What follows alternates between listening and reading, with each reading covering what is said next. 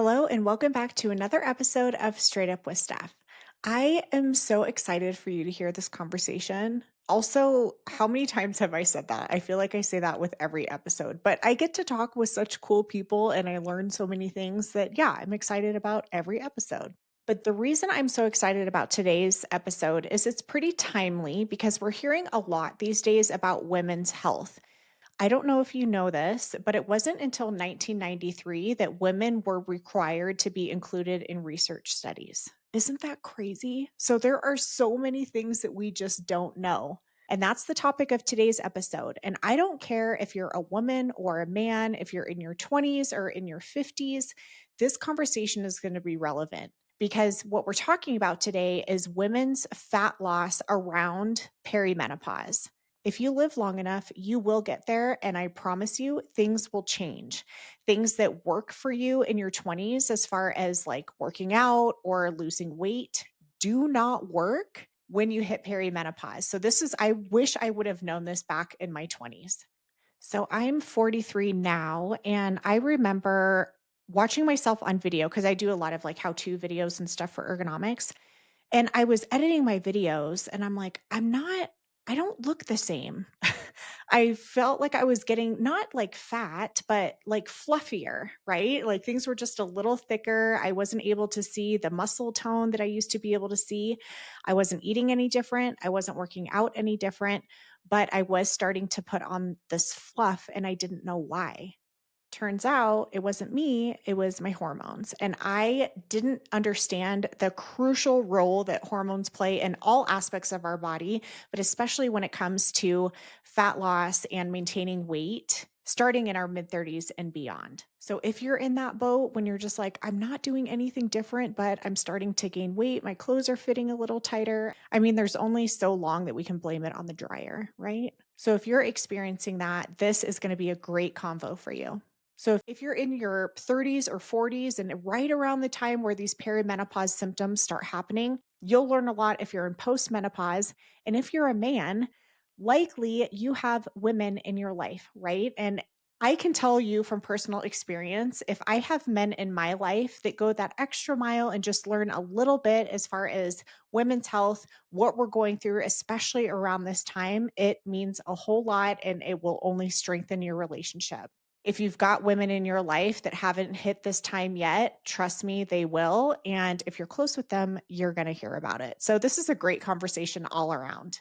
But when we're talking about things like working out or losing weight or losing fat, also, can we just stop saying losing weight and shift it to losing fat? Because that's what we really want is to lose fat. We don't want to lose weight because that usually means also muscle mass. We do not want to be losing our muscle mass. So let's stop saying losing weight and start saying losing fat. But when you search for any of this kind of stuff online, you will get an onslaught of information. Some of it's good, a lot of it isn't, and it's just really confusing. But the things that work for women in their 20s do not work when you hit your mid 30s or 40s or beyond. Things that work for men do not work usually for women, especially around this time. That's why I'm so excited about today because I've got an expert on here who's going to clear up all the BS and tell us what works and what doesn't work for women in perimenopause. My guest today is Laura. She's a dietitian, nutritionist. She's the creator of the Perimenopause Diet, and she is an expert in things like women's weight loss, hormone balance, and functional nutrition. She is the perfect guest for this conversation, and I wish I had her on here for like another 3 hours because there's so much to talk about.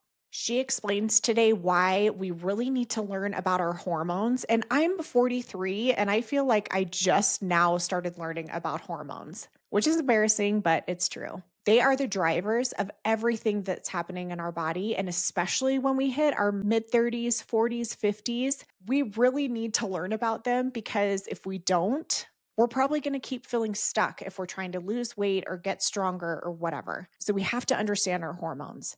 She explains today why they're so important, why things that worked in our 20s do not work for us in our mid 30s and beyond, what we really need to start focusing on when it comes to our nutrition and our meal planning and strength training, and how the old advice, eat less and just move more, is outdated and it just doesn't work. We talked about things like cravings and insulin resistance and inflammation, and how all of those lead to women just feeling stuck, feeling like they're failing, like nothing's working anymore. But honestly, you're not failing. Your body's changing. A lot of us just don't have the awareness and education about this. I didn't either until it started happening with me. But we have a lot of agency and control over what's happening with our bodies. We just need to know a little bit more than we know now. She gives some great advice on changing the mindset around eating and our bodies, which that is something that I've really had to work hard on. She gives us her top tips for starting the day with a really high protein, healthy breakfast, which is also a huge change that I've incorporated into my life. And what are the things that, if we focus on them, will really start moving the needle if we're wanting to lose fat or get stronger? Laura is a wealth of information. She's so easy to talk to. And honestly, this hour flew by, and I am going to have her come back because there's just so much more to talk about. If there's any women listening that feel frustrated or beaten down or inflamed or like your body is broken or you just don't even know what to do for it anymore, this is the conversation for you. I hope you enjoy today's conversation with Laura. Hey, it's Steph, and welcome to the Straight Up With Steph podcast, where we have real discussions around health and life and just trying to be better at both. Hello, Laura. Thank you so much for joining today. Hey, Steph. Thanks for having me. I'm super excited. I am too. I know, I mean, me personally, this is a very relevant topic because I hit perimenopause. I say last year, but honestly, I think it was before that. But last year is when I became aware of like something is really changing here. So, Mm-hmm. and I know a lot of my listeners too are interested in this. So, that's one of your specialties, helping women through this time. So, what is happening in the body in our 30s and 40s that might set us up for like our diet's not working or weight gain or getting, increase in belly fat? Like what are the changes that's actually happening? Yeah, so good. And I think you're exactly in that boat that so many women are in. And I just want first to say it's a real thing. And think a lot of times women feel very isolated in that journey, especially like late 30s, early 40s. It's just like, I don't feel like myself, what's happening. And it feels like it's only happening to you. But I just want to like validate that what changes are occurring is a real thing. And I think just having that comfort and knowing you're not alone is really helpful. But one of the things that's happening for women is women go through lots of changes, right? Our bodies, like we go through menstruation and puberty at a young age. Like some women have pregnancy cycles, like then we're getting into perimenopause and menopause. So a lot different than men, our bodies change. And along with that, our nutritional needs change and our exercise needs change. So once we become aware of that, we can actually have the tools to adapt. But what happens really starting around the age 30, the first thing that's happening is everybody, even men, are losing lean muscle mass. So it's like we hit this kind of peak bone mass, peak muscle mass, and then we naturally start having this decline after the age of 30. And if we're not aware of that, we're just going along doing our cardio, doing our little, yoga and Pilates classes and stuff we've always done. It can really sneak up on you because you don't realize it's happening. Now, there's other factors too. So for a lot of women, going through pregnancy, postpartum, for example, you lose a lot of nutritional stores. You lose a lot of lean muscle and strength during those cycles as well. So for a lot of women, they really start noticing changes after like a second baby or a third baby. And it's like, oh my gosh, the weight's just not coming off. I don't know why. I'm doing all the things I used to do before. But what has happened is body composition shifts. So even if your weight has been relatively stable, it doesn't mean your body composition is the same as it was like when you were 25. So your lean mass has gone down and your fat mass has gone up. Other things that can happen for women too is like, let's say you see 5 pounds creeping up and you're like 32, for example, and you're like, oh, I gotta get that off. We just exercise more, eat a little bit less. But when you go and you get the 5 pounds off, but when you go through a lot of those cycles, if you're not also doing like resistance and strength-based training when you're trying to lose those 5 pounds that creep up every once in a while, what happens is that also perpetuates those shifts in body composition where you lose the weight, but it's actually lean muscle that you're losing in addition to fat. And then when you gain that 5 pounds back, which inevitably happens, it's fat. So you go Mm. through enough of those cycles. And again, that's also contributing to those body composition shifts. So that's kind of this underlying mechanism that a lot of women are not really aware of because they might not be experiencing that sudden weight gain. And it's like, oh, it's fine. My weight is good.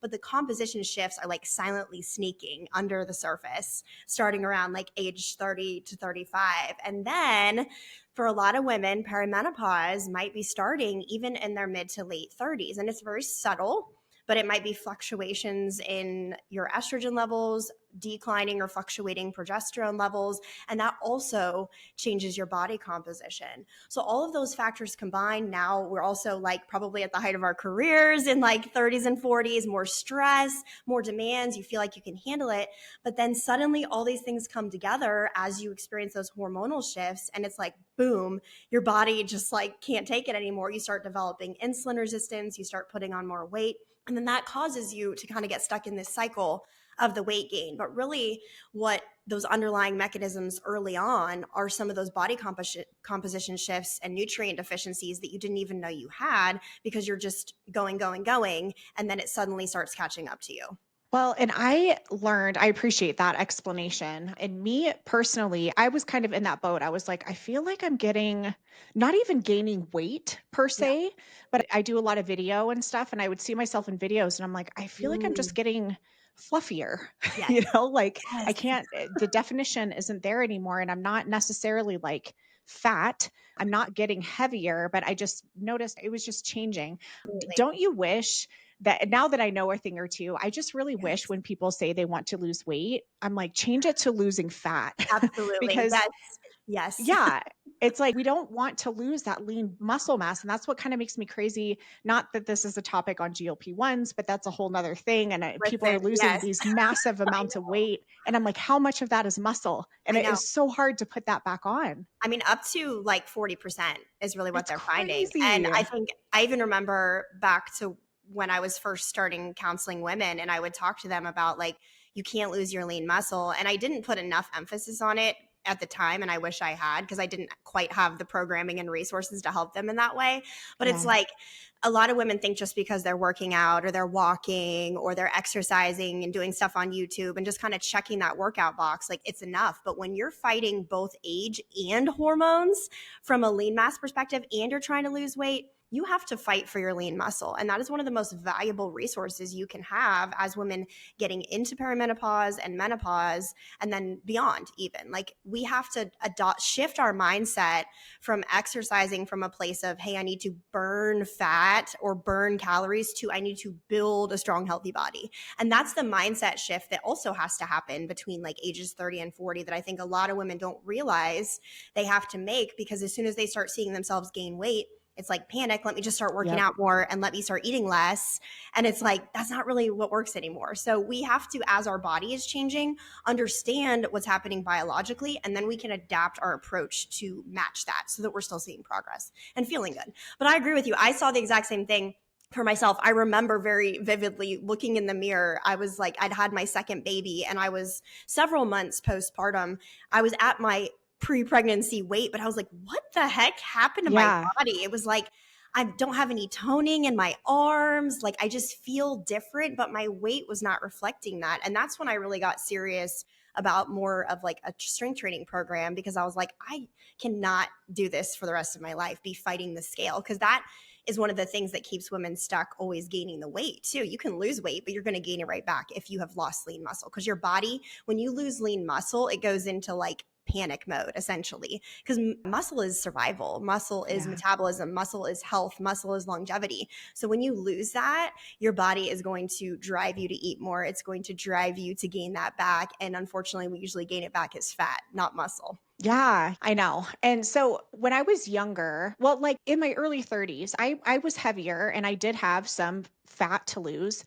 And I did intermittent fasting. Yeah. And I just want to put a caveat that I'm not recommending that for people. That's just something that I did. It worked Mhm. for me back then. Yeah. And the weight did come off very quickly. I'm sure I lost some lean muscle as well. Yeah. But if I were to try that now, that I'm in perimenopause, I can't do it. My feeding window was between 12 and 6, so I was not eating breakfast. Yeah. Now, if I don't eat breakfast, I feel sick. I feel like I'm gonna throw up and I'm bitchy and it's not good. It's So, not good. why is it that those things that maybe worked for me in my 20s or early Mhm. 30s are not gonna work for me now in perimenopause? Yeah, that's so good. That's such a great question. And this is exactly where so many women are stuck because they're going back to those methods that always used Yeah. to work, like the tried and Right. true. And this is what's so interesting. It's like we learn how to care for our bodies from age like 15 to 35. We're like, we got this. We know how to manage the weight. We know how to like lose the weight if we want to, but then that stops working. And there's a lot of reasons for that. So one is those body composition shifts that we just talked about. It's like Mhm. when you've lost weight, gained weight, lost weight, gained weight, you know, you have lost lean mass, gained fat, then you do have a different body that you're approaching now. So a lot of times those old methods don't work that used to work before.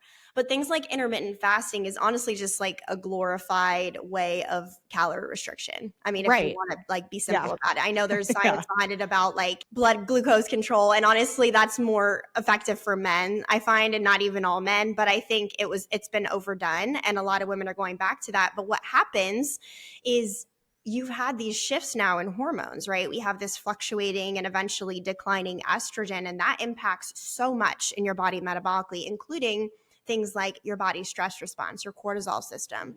So when you don't eat or go into a starvation state, what can that do? That can actually signal a greater stress in your body. So what happens is women will do fasting. They're trying to just restrict calories without actually understanding the support that their body needs from nutrition.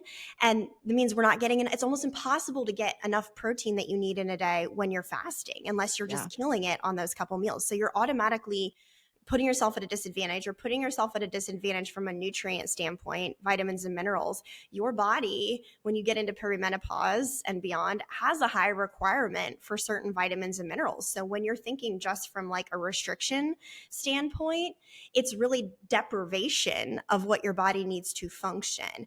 And this is one point that I want to make too, because I think if we all really reflect on how we have experienced and learned about nutrition, it really is from the standpoint of weight loss, right? People don't really Yeah. think about their nutrition, or they're just like, oh, it's good enough, or I'm eating healthy, just kind of these general statements. Or if I want to lose weight, what do? I do one of these fasting caloric restriction diets. But what all of those things are is just trying to eat less or restrict, which your body doesn't really love if it's not done correctly and doesn't feel good. So then it ends up kind of backfiring as you get into perimenopause because your body's like, I actually need more support now.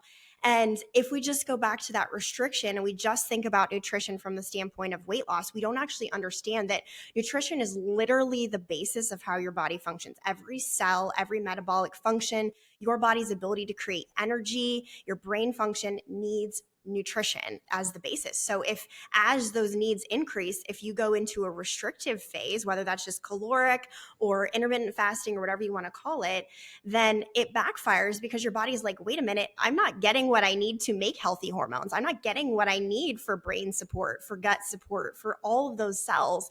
And then it backfires. You start having cravings and like feeling worse as you're trying to lose weight. So I think when we take that zoomed out look and think about nutrition as more than just a mechanism of numbers and restriction to lose weight and actually view it as the foundation for how your body functions, well, that's one, a massive mindset shift that is very freeing and empowering, but it's also going to help you realize that you have more control over how you feel than you realize. I know you work with a lot of women, which I want to talk about that here in a minute, but is a lot of what you do kind of helping people let go of preconceived rhetoric that they've had in their head for forever and have a better mindset? Because I was in the generation where skinnier is best, and Absolutely. Yeah. that's still in my head, and I'm Mhm. 43 and I don't know if I'm ever going to shake it, honestly. But I have gotten to the point where bigger is okay. And, as long as it's not like a bunch of body fat, but it's like I have people comment more often than you would think on my arms saying that I have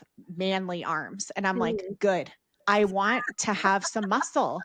No one's going to mess with me when I walk down the street. Being bigger is okay. So, do you work with women as far as what's going on up here? Oh my gosh, 100%. And I honestly think that most women don't realize that so much of this is mental. They just want like, Yeah. oh, I just need the quick plan. Just tell me what to do. So many people tell me Yeah. that. Just tell me what to do and I can follow it. And I'm like, you need more coaching than that because Yeah. you don't realize how much damage has been done. And that's kind of what I was saying earlier. It's like we all learned about nutrition from the standpoint of like, how can I manipulate it? How can I just eat less or starve myself for a few days to like Yeah. get some pounds off and like suffer through it? And that's the mindset that they get back to. And they're like, well, I'm doing those things and it's not working. Or it backfires in the sense that women are resistant to do a program or resistant to try something else because on a subconscious level, like it just doesn't feel good. It's Yeah. like your body knows that that doesn't feel good when you're in that, like, I have to have willpower and consistency and all that. And it's like, look, when I just actually teach you how to eat, how to structure your day properly, how to balance each meal, how to add in the right things. And that is a massive mindset shift versus like, what can't you have? It's like, well, what can you have? And how are we loading our plates so we're not feeling hungry?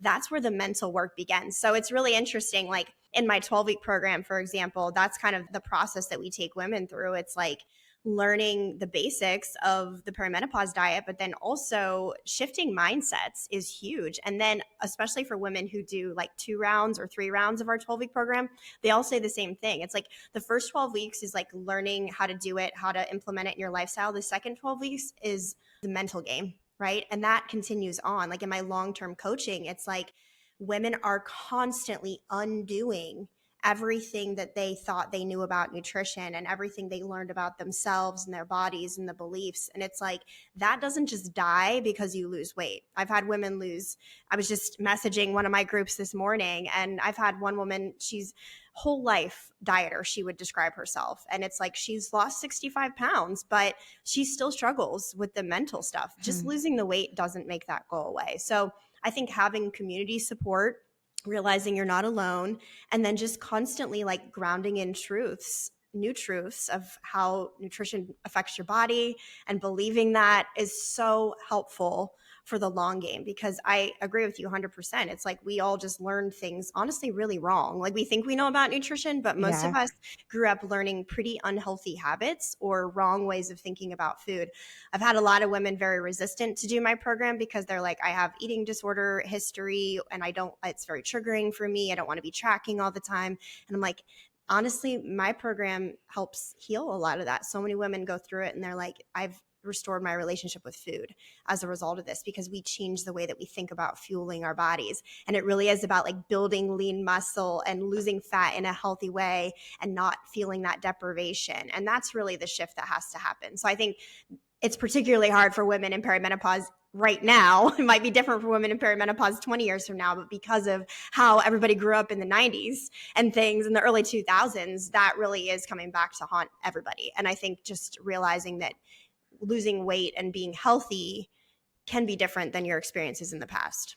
Yeah, and I just know I think I'm thinking back to when I started noticing the fluffiness, right? Mhm. And I wasn't changing anything. I Yeah. hadn't changed my diet. I've always worked out, but my body was changing. And so how is your program, like you mentioned the perimenopause diet, like how does that work and how does that help people in perimenopause lose some fat? Yeah, that's a great question. And that is literally the statement that everybody says to me because I talk to lots of women. I Yeah. look at lots of food logs. I see exactly what they're doing. And it's like, I didn't change anything. I'm active. I'm working out a lot. I'm healthy, but the scale's not moving and I'm gaining weight. Like, what Yeah. the heck? I didn't change anything and I'm gaining Clothes weight. are I'm gaining it in tighter. my midsection. Yeah. So there's definitely a hormonal component, right? Yeah. As you have fluctuations in estrogen and things, especially as it decreases, it changes where your body stores fat.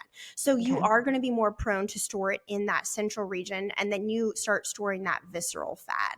So And the that's the thing dangerous that's the type dangerous of fat. fat. Yes, Yeah. it's pro-inflammatory. You're going to be at a higher risk for cardiovascular disease, type 2 diabetes, which is why, women postmenopausal particularly, and as they age, are at a very high risk for heart attack. That's still like the number one killer of women, and more women die of heart attack than men even. And we don't really talk about that very much, but it's And we don't because talk about the role of hormones in that too. And I'm exactly. just with this Yes. whole menopause thing, I'm just so glad I didn't go through this 20 years ago Oh because my there's so gosh. much attention being put on it now, which is great. But I'm like, is the reason that heart disease kills women because of the lack of estrogen?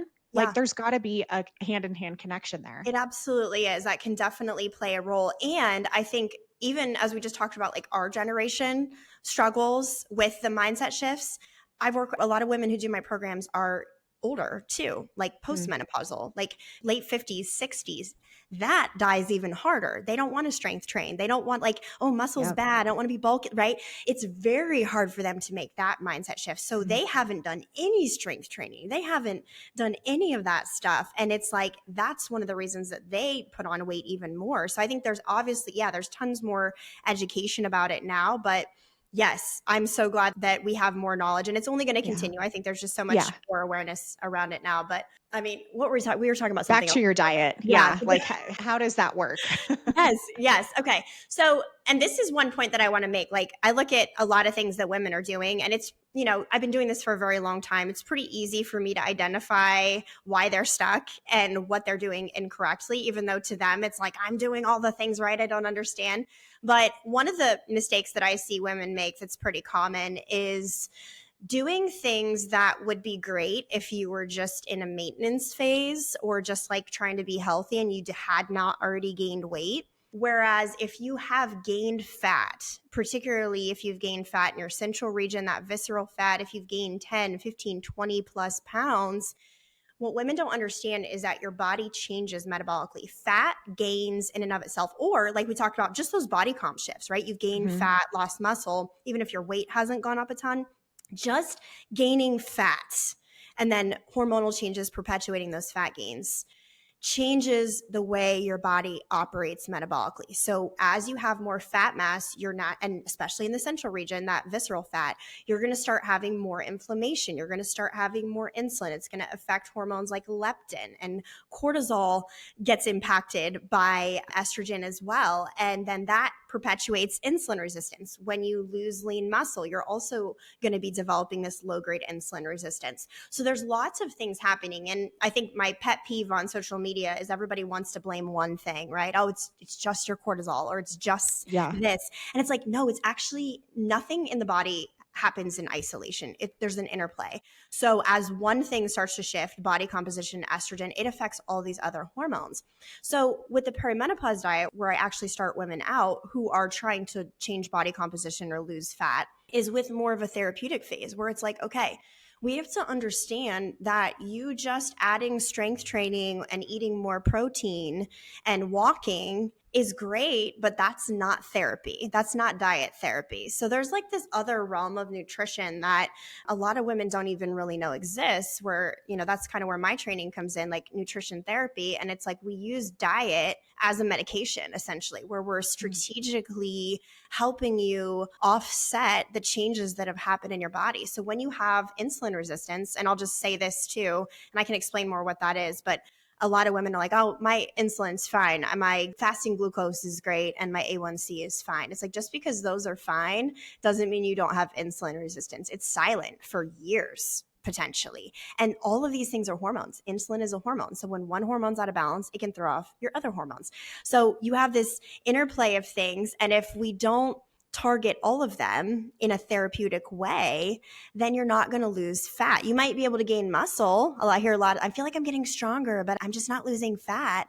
But we have to also address the other changes that have happened. So with my program, what I really do is help teach women how to structure their day properly so that we're evenly distributing nutrients throughout the day. We're not just loading or trying to be good during the morning and eating as little as possible and then having a healthy meal at night and then overeating later because we're hungry. But we're evenly distributing nutrition and coming from the mindset of fueling. We are getting protein, but we're also targeting that insulin balance, which is so important because as women get into perimenopause, you have shifts in your hormones and you have changes in body composition, it's putting you in that kind of insulin resistant or insulin unstable category. And those blood sugar fluctuations impact your mood, your brain fog, how you feel, your sleep at night. So all these things that we think are just my hormones, it's like it's actually the other hormones too that are being affected.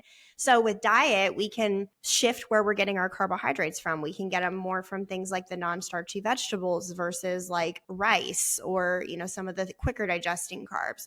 We can make sure we're getting enough protein and we're structuring our day properly to where our blood sugar is stable. We're not in like a restrictive starvation kind of state that's triggering you to overeat later. We're fueling properly throughout the day. And then we're also supporting you from a lean mass standpoint so that we can burn fat and gain muscle at the same time. And it's really cool when I have clients who actually have like those really comprehensive body comp scans that they're doing. Like they'll do Mhm. in-body scans or they have scales at home. And you can actually see their trends where they are, in fact, gaining and maintaining muscle, but they're losing fat. So we know that like they're doing it the right way, like as evidenced by the numbers. So it's so nuanced. It feels like the shifts are small. It's not some kind of crazy cleanse that you can't wait to get off. It's more just learning how to get into a consistent pattern of fueling with the right foods in the right balance so that your body is actually hormonally balanced, because all of those things impact your hormones, your female hormones, and your body's ability to produce them properly. So if you're experiencing not just weight gain, but also some of these other perimenopausal, menopausal symptoms, we see those go away when we get Mm. on the right nutrition strategy. So it's like, yes, weight loss is great, but more so women just want to feel good and they want to feel like themselves. They want to be mentally and physically present. They want to have energy.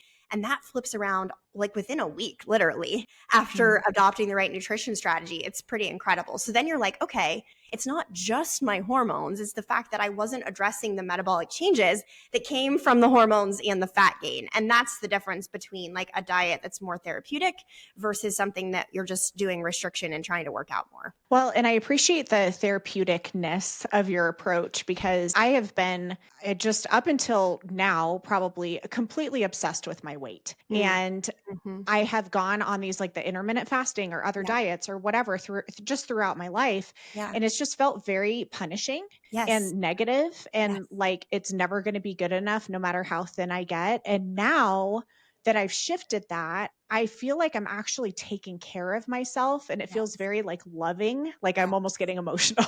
I know. It So feels like true. you're taking care of yourself. But when we talk about like right and I don't want to say wrong, but maybe wrong foods to eat for insulin resistance, are there some things that you see women eating a lot that might be not great for insulin resistance? Yeah, I mean, obviously the big ones would be like sugar and stuff like that. Like And I think a lot, processed crap? yeah, Yeah. processed foods, Yeah. starches. I think a lot of women are aware of that. The women that I tend to work with are already quote unquote eating healthy. Like they would Okay. self-identify as a healthy eater. Like I'm already working out and eating pretty healthy. So what I see them doing are not including enough protein typically Mhm. and not structuring it properly throughout the day, probably relying too heavily on like adding dairy to everything to hit protein goals. A lot of people like start panicking when I'm like, you don't have to add Greek yogurt and cottage cheese to everything you eat to hit protein goals. You can actually do it without doing that. Because for some women, dairy can be very inflammatory. Yeah. And especially as estrogen drops, it changes the gut microbiome. And if we're not prioritizing taking care of that, it can start creating a lot more bloating and things like that and uncomfortable symptoms. And really, when you have more inflammation, it can hold you back. That's not true for everybody, but if you just massively start relying on that, that can be a mistake. That's not really for insulin resistance, but just in general, like kind of Yeah. something that it's like you want to do it in a balanced way. It doesn't have to be obsessive. Another one that I see a lot of women who are coming from like a macro counting background, a lot of rice. So it's like I'm Mm. doing, a protein, a rice, and a veg at every meal. And it's like, again, that is fine if you don't have insulin resistance or if you are already through that therapeutic phase and we've already shifted body composition. But for women who are struggling with insulin resistance, that rice is quick digesting, it's high glycemic, it's going to put a higher glucose load on your body. And when you have insulin resistance, you just can't get it down. So insulin is your fat storage hormone. It literally signals your body to store fat. So when it is present, you cannot burn fat. So when your Mm. insulin is high and it's staying higher longer than it should be, like in a healthy functioning body, then you're going to struggle to burn that fat, even if you're eating less, even if you're working out more, because hormonally you're being blocked from fat loss. So I'd say like rice. I see a lot of like healthy foods, like protein's the big buzzword. So every processed food you see now has like protein added, protein chips, protein crackers, protein everything. And it's like But just still because it like has 100 ingredients on the yes. thing, Oh right? my God. Like, it's not Right. good. It's not good. Just because Yeah. it has protein doesn't mean it's a health food. So I Yeah. can, say that for the people in the back, but it's really like those quick digesting starches. Okay. Wraps is another, like, oh, I'm having a turkey wrap for lunch. It's like stuff like that. It's just putting too much of a glucose load. It doesn't mean you can never have those things again, but you have to go through that therapeutic phase. So, I mean, I work with so many women who have already worked with other coaches. I'm working with a macro coach. I've worked with a functional medicine doctor. I'm working with other dietitians. Like they're scratching their heads. They don't know why I can't lose weight. And then they start like getting on the right protocol and boom, the scale moves. And that's Mm. not uncommon. Like that happens daily. But it's really just a case of understanding some of those other underlying mechanisms. So I think just being aware of where your carbohydrates are coming from. If you really think about it from a logical standpoint, like an Oreo cookie, 100-ish calories for like an Oreo and a half versus like 100 calories of broccoli, they're both carbohydrates. Non-starchy vegetables are a carbohydrate, but people don't think about them that way. But you can eat a lot of broccoli for the Yeah. same amount of calories. It's still a carbohydrate, in some cases even more carbohydrates, but what's the difference? It has fiber, it has nutrients, it's a whole food product that's going to digest slowly. And those carbohydrates are going to give you a nice gradual rise in your blood sugar and a nice gradual fall. So shifting where your carbohydrates are coming from, when people are doing things like macro tracking or calorie counting, it's just like all counting it in the same category without understanding that it impacts your body very differently from a nutrient standpoint and a blood sugar standpoint and an inflammatory standpoint. So I think less processed is more, but then even taking it a step further and just being very cautious of how much load you're putting on your body of glucose at one meal. And that's why we don't want to restrict throughout the day and then overeat in the Yeah. evening also, because it's like, oh, I have my big dinner with my rice and then I'm still hungry after. So I have like a little bit of ice cream and it's like, oh, it's all portion controlled and healthy. But if it's a glucose load that's too much at one time, your body just can't handle it. And then you're stuck in fat storage. Especially at night. That's been Yes. one of the biggest shifts for me is Mhm. not eating a huge dinner. And I stop. My goal is to not have any food in my mouth 4 hours prior to when I go to Yeah. sleep, but at least 3. And Yeah. that has made a huge change, not only in like my body composition, but how I'm sleeping. And if we're not sleeping at night because our blood sugar is getting spiked at like 2 a.m. or Yes. whatever, we're also not going to drop the fat. Exactly. And I would say this too. So, taking it like even a step further, a lot of women identify that they're like, okay, I can't eat, in the evening, or I need to cut out the snacks or the evening snacks. Like they're aware that this is an issue, Hmm. but it's like just trying to cut something out without replacing it or restructuring your diet properly leaves you very vulnerable to failing, because now Like with you're just snacking or relying, yeah, cravings. cravings. Yeah. Now you're just relying on willpower essentially. Yeah. And it's like, oh, I can be so good during the week, but the weekends or the evenings, I just can't control myself. So then what starts happening is we start blaming ourselves. Like, I suck. I can't be consistent. And then you don't even want to try anything because you think it's Mhm. just your fault, that you're not going to stick with anything, when really you're biologically just not nourishing your body properly. So when we shift, and this is a pattern that I see on repeat, I could pretty much every woman almost is doing this. If you don't properly nourish in the morning time and the afternoon with the right amount of food, don't be afraid to eat enough of the right things early on. Then you get to dinner and you're like, okay, I'm hungry, but I'm not ravenous and I can eat a normal meal. And then I feel good after dinner. Or maybe I have like some tea or some electrolytes or something in the evening and I feel good and I can go to bed. But it's that unstable blood sugar throughout the day that dramatically impacts sleep as well. So when your insulin is all over the place and you're having these blood sugar rises and falls, even during the day, like not stable, that impacts your sleep at night, even not just Mm. what you do in the evening, but what you've done all day. And that's one of the big things for women in perimenopause and menopause. It's like, oh my gosh, my sleep has gone to crap. And that's really, yes, partially hormonal, but also insulin. So when we Yeah. stabilize that and rebalance it and actually nourish our body, it's like, oh my gosh, I'm sleeping so much better. I've had women be like, I didn't even know I was sleeping bad, but I'm noticing I'm sleeping better. Like once they start coming out of it, they're like, it's improving so much for me. And that's ultimately my goal. It's like I want women to feel good and to feel empowered, that they have more control over their health. You're not just this sitting duck for hormone fluctuations and it's like there's nothing you can do about it. It's like there's actually a ton you can do and you have so much power over those hormones. You just have to make the right changes.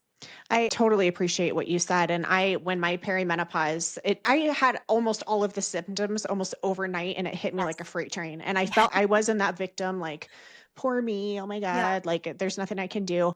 No, there's so many things that we can do. And we have Mhm. complete control and autonomy over our bodies and what's happening. We just need some education. Right. And that's where So, I think like there's a huge gap in knowledge, even from yeah, doctors, from other practitioners. It's like no one really knows how to deal with this phase. So they're just treating women in perimenopause like they treat everybody else in terms of like diet. men. Like, yeah, of like men, yeah. Or Yeah. even other, women that what used to work, like, oh, just eat this many Yeah. calories, count your macros, you should be good to go.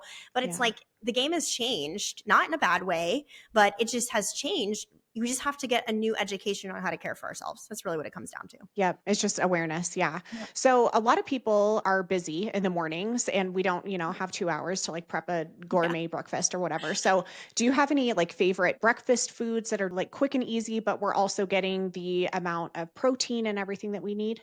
Yes. So one of the things that most of my clients like love and appreciate because it is so convenient is like making a really good protein shake in the morning.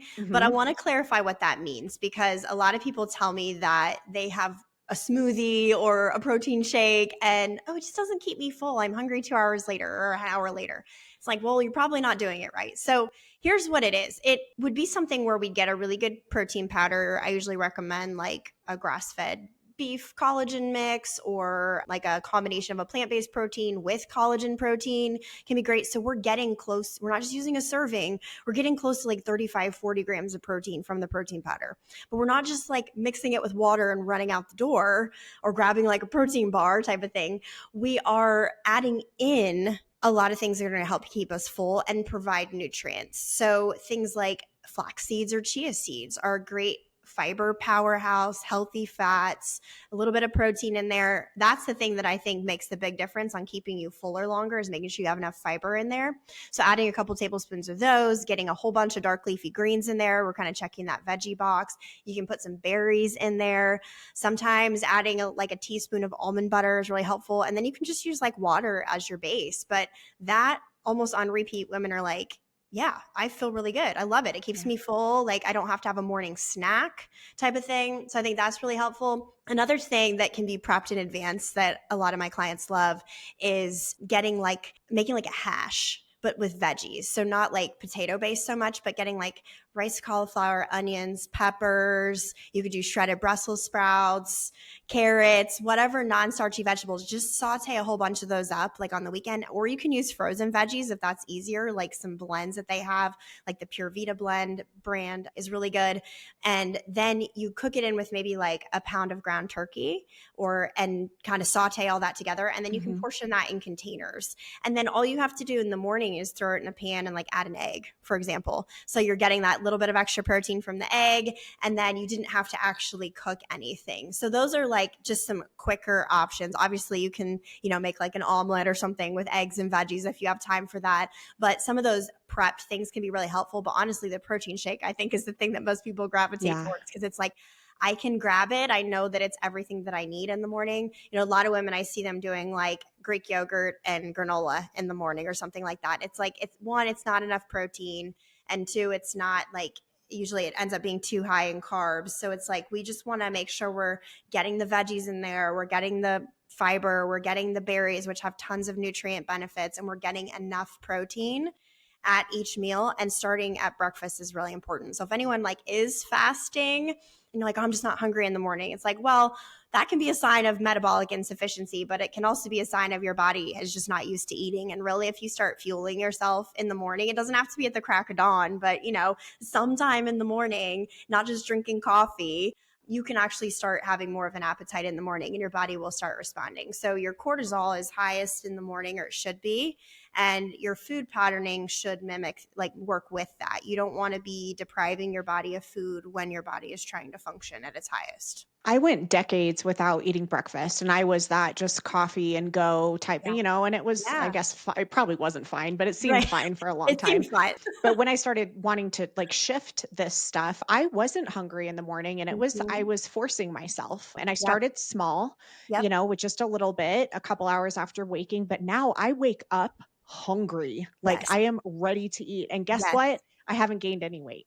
I know. Like it just doesn't, Crazy, it right? totally blows my mind. Yeah. Because what women don't realize, I think it's like, it's almost like we forget about what happens in the second half of the day. It's really funny, but it's like you don't realize, but you're making up for those calories later. Like you Yeah. are eating more later, you're snacking more, even if it's healthy snacks, you're still compensating for that later on, the eating after dinner. So it's like just making that shift of fueling properly first thing really sets your day up for success. Like your everything else just kind of falls in line. So that's like, a lot of people ask me about my program, like they're trying to describe what it is. I'm like, listen, the perimenopause diet is its own thing. It's not fast. Like, is it fasting? It's like, it's not fasting. Yeah. So it's like, no, it's not really based on anything else that you've probably done. It's really about fueling is how we want to think about it the right way for your body. Yeah, that's such a healthier way to think about it. So I highly recommend that people check you out. I'll put all of your contact information down in the show notes, and you have a free master class Yeah. plus your whole program. But Mhm. before we stop, I want to touch on strength training. Mm. And why is this specifically, like, I'm assuming you're talking about weights, right? Like Yeah. weight training. Yeah. Why is that non-negotiable for us at this time? And also, what are your thoughts on things like Pilates and yoga when people say that that is strengthening? Yeah, all really amazing questions. So I think there is kind of a growing awareness for women that like, okay, maybe I need to be strength training because a lot of women are adding it in now and they're like, well, I've started strength training and I'm still not losing weight. And first thing I want to say is that just adding in strength training is not the magic bullet for fat Okay. loss. It is helping address some of those lean mass losses and metabolic shifts that we talked about, but it has to be done again if you've already gained fat. If you haven't already gained fat and like you're just preventative, then yeah, you're going to see a lot of changes from strength training. But it has to be done in combination with a diet that is complementing losing fat and gaining lean muscle. So that's the first thing I'll say about that. But the reason it's a non-negotiable. So, think back to our conversation about the body comp shifts that were like silently creeping for years that we weren't really paying attention to. It's like we have to rebuild that lean muscle. So we're fighting against lean muscle loss from both age and hormones as women. We have more accelerated lean muscle loss as we get into perimenopause and eventually menopause because of the changes in estrogen. So lean muscle is very hot topic right now in terms of research and longevity, and really maintaining your lean muscle is one of the absolute best things that you can do for yourself, not just like to feel strong, even though that's very important, but from a metabolic standpoint. So lean tissue is more metabolically active than fat tissue, meaning that it requires more energy to keep lean muscle alive and to keep you alive when you have higher lean mass. So a lot of people like to throw around the term, it's like, well, muscle weighs more than fat. It's like, that's actually not true. Muscle is denser than fat and fat looks fluffier. So pound for pound, it's the same, but Yeah. metabolically it's very different and you will look leaner. So a lot of women are afraid to like bulk up. As women, unless you're doing some very, very intensive training and like taking a lot Or of juicing. testosterone, yeah, Yeah. you're probably not going to bulk up. But one of the best things you can do as you're losing fat is gain muscle. So from a fat loss standpoint, strength training is very important, but the diet is probably more important. Okay. But then what happens from a maintenance standpoint, diet is still very important, but you can have more flexibility once you've lost fat, gain lean muscle, but that's where the lean mass becomes a non-negotiable. So the reason women lose weight and gain it back is because they have lost lean muscle, and that's what allows you to hold a healthy weight and not feel like you're fighting the scale the rest of your life. So that's what allows you to then have more flexibility in having some carbohydrates or having a vacation and not gaining weight. So one of the ways that we heal insulin resistance is gaining back lean muscle. So think about your muscle as a sponge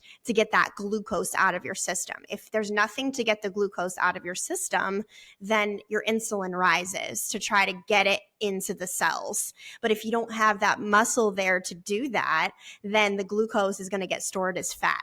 So your body Mm. has direct mechanisms to convert carbohydrates to fat. And that's why eating too many carbohydrates or eating the wrong types can perpetuate fat storage. So lean tissue gives you a little bit more flexibility in your diet so you don't have to live in this restrictive state the rest of your life. But then it also helps you stay more hormonally balanced and reduce a lot of the symptoms.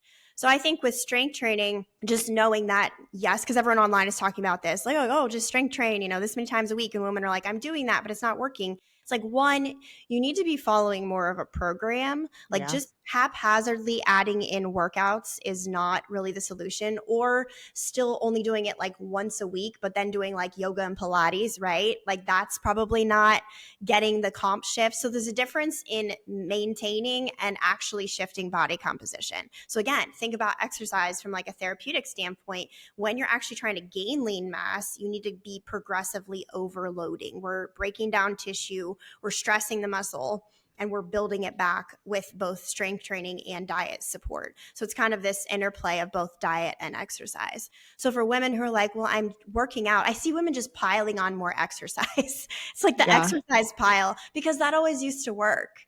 It Yeah. always used to work to just work out more and move the scale, but that's not the solution. So they're very stumped as to why I'm working out 6 or 7 days a week and I'm not seeing progress. But when you're over exercising, you're never actually building muscle, because every Mm. time you go and exercise, you're just breaking down lean tissue and you never have that repair time.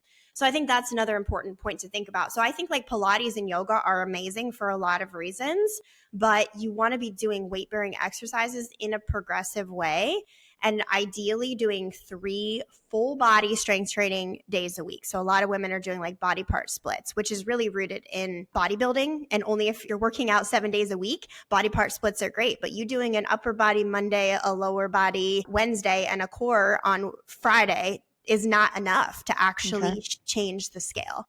So I think that's kind of an important point to recognize, like just adding strength training isn't maybe going to be enough, because we're fighting a lot. We're fighting fat gains. We're fighting lean mass loss from multiple standpoints. And for a lot of women, you're rebuilding what you lost even from having children, because you lose a lot of strength during that too.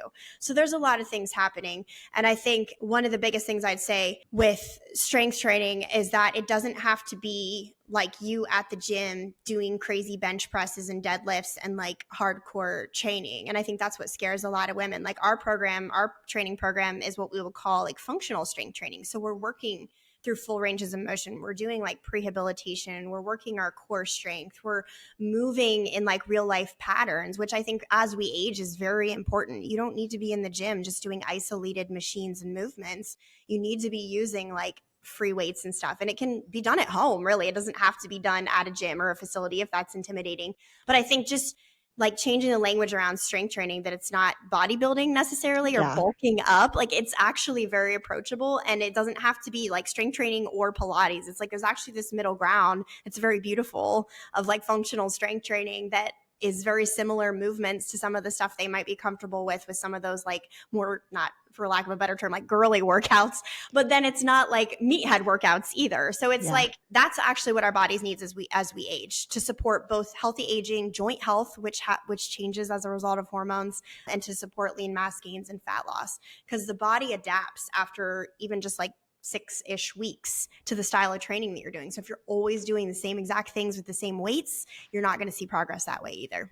Yeah, and I think a lot of women can identify what you said, like working out 5, 6, 7 days a week and Yeah. not seeing anything change. And something Mhm. that I've noticed as far as lifting now that I'm older is I need a lot more recovery time Mhm. than I needed before. And honestly, 10 years ago, if you were to ask me about recovery, I'd be like, that's for sissies. Right. Like, I'm Who in the needs gym that? every day, Yeah, and it's like exactly. now I work out less. I lift less than I ever have before. I have more recovery time. I walk a lot more, but I'm also probably leaner. One of the most lean times is now at 43 that I've ever been. So it's like a It mind is. F. It is. It And it absolutely takes time to unlearn those things. yes, because it's like more exercise is good, less food is good. That's like what we've Right. always learned, right? And Yeah. it's like actually more of the right food is good and working out more strategically is the way we want to think about it. And that's Yeah. why following a program can be so helpful because if you're just adding in exercise, but it's not balanced, now you're at risk for injury, especially as you're aging. Mhm. Or if you're not doing it properly, then you do have to work out more often. But it's like our program is like 3 full body days a week and we incorporate all the different energy systems and things in it. Every workout's different, so we're stressing it in different ways. So it's like, okay, I can get behind 3 days a week, right? Like Yeah. that's something I can stay consistent with. But so many people set themselves up for failure because it's like I either have to be working out 6 days a week or I'm doing nothing. And it's like, Right. no, you don't have to. There can definitely be that middle ground. It's like, what can we do consistently that's going to get us results over time? And that's really where we want to land with it, where we're making investments in our health. We're not just punishing ourselves for the weight that we've gained. Yeah, totally. Okay, so before we say bye, I feel like I could talk to you for like 2 more I know. hours, but, So many topics. this stuff I'll is come so back, Steph. We interesting. can talk Yeah. again. Honestly, I would love to talk more about strength training, so maybe we Yeah. can schedule that, but with the holidays, Mhm. holidays are tough. So, Yeah. do you have some, like, tips or hacks or whatever for women not to completely go off the rails this month? Yes. Honestly, I think mindset is the biggest thing going into this season. And I've coached so many women through this time. I actually ran a program last year in December that was called Fa La La La Fat Loss.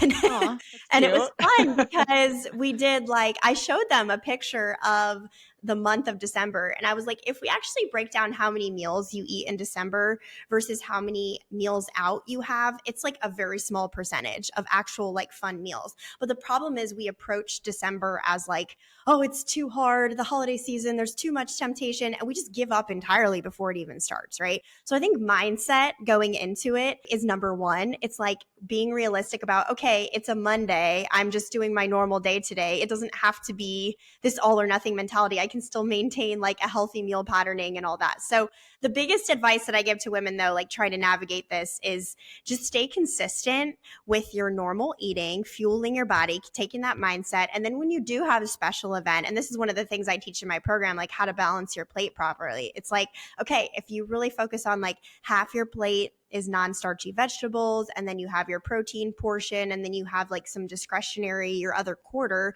that you can choose what you want to add there. It's like if that is just that one meal, it's an isolated event, and then what do we do the next day? We move on with our life because it's not like, oh, I have to punish myself and not eat Yeah, today starve because yourself. because I did this yesterday. That's when you start really messing up your metabolism. So food is information and you want to be giving your body consistent information as much as you possibly can.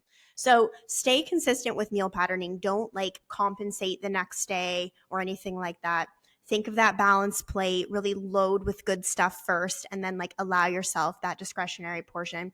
And then the other thing that I would say for the holiday season is stay consistent with your exercise, not from a Mm. place of I need to burn the calories that I'm eating. We don't want to think about it from that perspective. We want to think about it like I'm just investing in my health, I'm investing in my body. And that alone, like staying consistent with a workout program, is like mentally keeps you in the game because when you're investing on that end, then you want to invest on the nutrition end too. And it's like they work together and you feel better versus like, I can't do anything because it's the holidays and it's too much. Then you start digging yourself in this hole of like just overeating because it's the holidays and Yeah. like self sabotaging. So I used to go through this cycle a lot for many years where it was like, it was almost this subconscious like compulsion to just eat more because it was the holidays. And then I finally got to a point where I'm just like, this is stupid. This isn't even in line with what I want to do anymore. Like I just Yeah. want to feel good. And now it's like a non-issue for me. So it's the process to get there. Again, I coach a lot of women through this. It doesn't happen overnight or the first time, but over time you set up skills to get to that place where it's like, you know what, I can go to a family event and I can eat healthy. And it's not from a place of I can't, it's from a place of I want to. I feel good this way. And that's kind of the mindset that I think is most important going into the holiday season. No, those are great tips. Something that I do a lot of speaking, like out of Mhm. town, and there's always like these night parties with hors d'oeuvres and desserts Yes. and drinks or whatever. Yeah. And I already mentioned I pretty much don't eat that late at night because it Yeah. affects my sleep. It's not worth it. Mhm. Something I started doing was really eating, trying to eat before I got to the party, Yes. especially eating a lot of Mhm. protein and fiber so that Yeah. I'm not like hungry and wanting to eat all this Yeah. stuff. Yeah. So is that something you would recommend? Absolutely. I think a lot of Okay. women like underconsume because they know that they're going to eat more later, and then you're starving by the time you get to that. So And there's those kind of binges are yeah, not and then you're pretty.